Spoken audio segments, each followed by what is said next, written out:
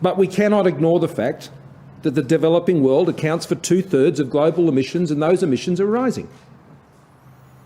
That is a stark fact. This guy is going to try and blame developing countries, whatever that means. This guy. This fucking guy. This is coal. Don't be afraid. The Don't be scared. The Treasurer knows the rule on crops. It's coal. It is also a clear fact that China's emissions account for more than the OECD combined. Hey guys, do you know what the OECD is? Yeah, me neither. But apparently, all of these countries are in it, right? And so when we look at the total of it, and we look at the population of all the countries that are part of the OECD, we got 1.3 billion. Now, what did the shithead say? That China accounts for as many emissions as the OECD combined. Now let's look at the population of China. Oh well, would you look at that? It's actually even still bigger than the OECD. Now, I make that point not to say that we should be opposing taxes on these countries. Quite the contrary. I totally understand and accept that the advanced world, the advanced economies of the world, have developed their economies over a long time, principally on the basis of fossil fuel industries. That is accepted. And I think it's a very fair argument that the developing world makes, which says, why should our economic futures be denied when advanced economies around the world have been able to go forward on that basis of their energy economies over a long period of time? I think that's a very fair point.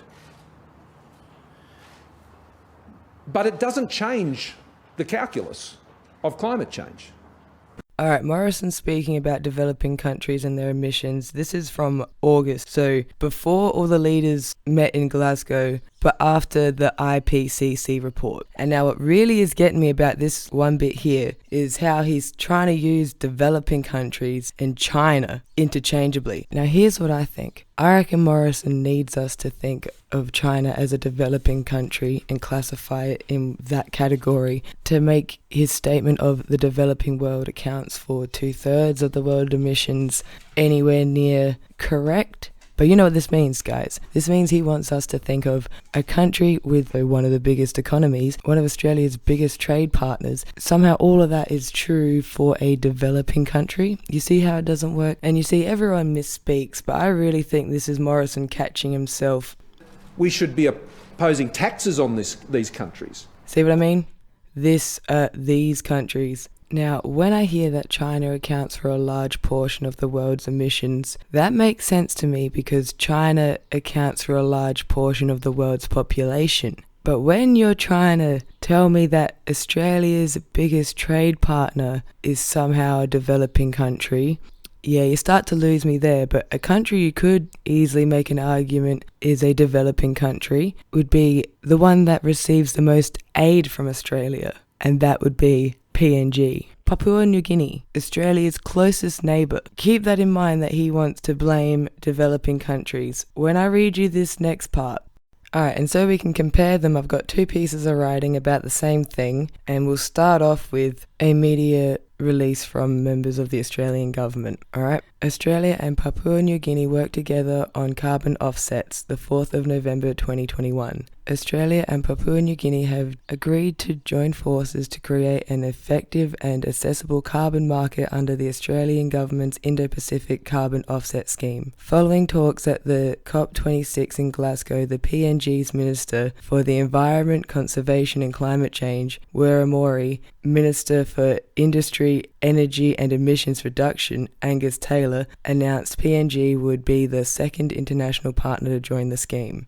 Minister Taylor said the partnership would see both countries share expertise to ensure Papua New Guinea is internationally recognised as a source of high-integrity offsets. We look forward to working with Papua New Guinea, Fiji and other members of our Pacific family and regional partners to share our expertise and drive investment in low emissions technology, Minister Taylor said. Australia is the gold standard when it comes to transparency and accountability in emissions reporting, and we expect all major economies to be held to the same high standard. That's why we're working with countries in our region to build the capacity for their emissions reporting. Our plan to get to net zero emissions by 2050 recognizes there is a role for voluntary purchases of high integrity credits from our region. We are now putting in place the building blocks to ensure that to occur. The scheme will also help Australia's private sector meet its emissions reduction targets by enabling investment in credible projects in the region that demonstrate high environmental integrity. And now, because the rest of this is just pretty much yada yada, blah blah blah, we'll just skip ahead to the next thing I wanted to read to you.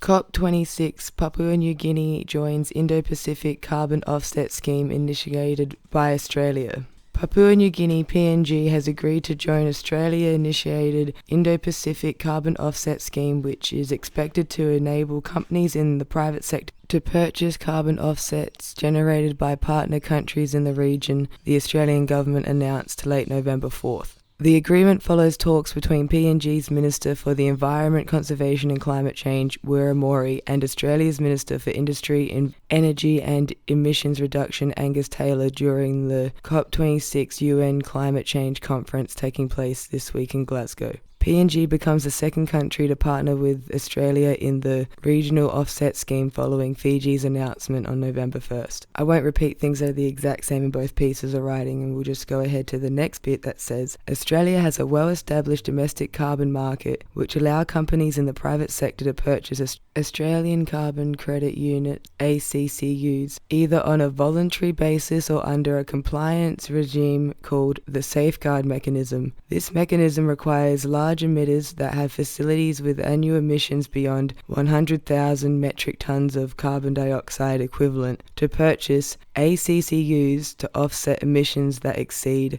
assigned quotas. Alright, that paragraph is the same as a media release, and then we got, the scheme will deliver renewable energy and nature-based solution projects to support neighbouring countries to reduce emissions and grow their economies, the Australian government website said. In Papua New Guinea, we are looking at growing trees and mangroves to increase the capacity of our lungs, Mori said, adding that PNG currently hosts 30% of the balance of tropical rainforests in the world. Despite the fact that we only emit a small amount of greenhouse gases, we are sinking more than we are emitting, Mori said. Alright, and then the next two paragraphs are the same as the media release, but the last paragraph is pretty much what I missed in the media release, so I'll read that to you. The Australian government has committed $104 million to developing the Indo-Pacific carbon offset scheme, under which it will share technical expertise in carbon accounting with its regional partners, enabling them to meet the new Paris Agreement emissions reporting obligations, according to the government's website.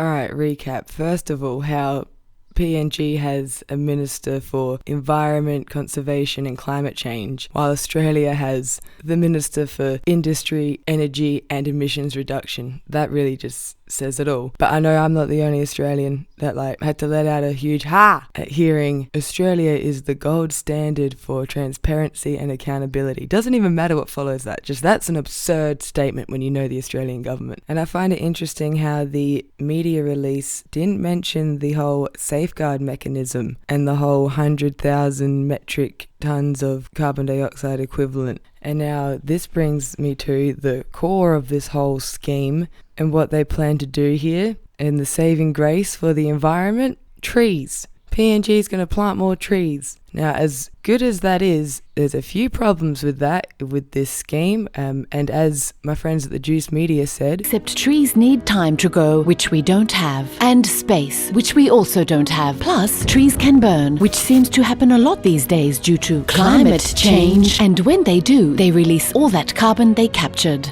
Alright, now I have all the links to everything in the description box, and now let's revisit the original issue I wanted to explore with this video. But we cannot ignore the fact that the developing world accounts for 2/3 of global emissions, and those emissions are rising. That is a stark fact.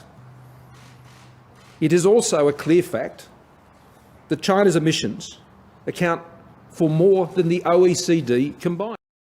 Alright, so we have Morrison saying that developing countries are causing all the emissions, but this guy will mention Australia's biggest trade partner while talking about developing countries, but didn't seem to mention the country that receives the most aid from Australia, which is PNG. Now that might be because, as their Minister for Environment, Conservation and Climate Change said, they are sinking more than they are admitting. and now they've signed up to a scheme to help the private sector of Australia. Not really help the climate crisis that we're dealing with, but to help Australia's private sector look like they're doing something. And now I've got one last thing I would like to show you that will really help explain why I find this so upsetting. Do you know what the capital of Papua New Guinea is? It's Port Moresby. The title isn't anything because you're about to be, have water lapping at your doors. So that was 2015. You've got Peter Dutton and Tony Abbott laughing about rising sea levels and what that will do to our neighbouring countries. And what did Morrison say? Did he say, "Oh, guys, that's not funny," or "How dare you"? No, he told them that they were being recorded so they could stop talking. The utter disrespect Australian leaders have for Australia's neighbours is appalling. It's disgusting. And I'll wrap up this video with pointing out that in 2015, Morrison was helping his buddies cover for jokes about climate change and rising sea levels. And then 2 years after that, he waltzes into Parliament with a lump of coal. This is coal. Don't be afraid. The Don't be scared. the Treasurer knows the rule on crops. It's coal.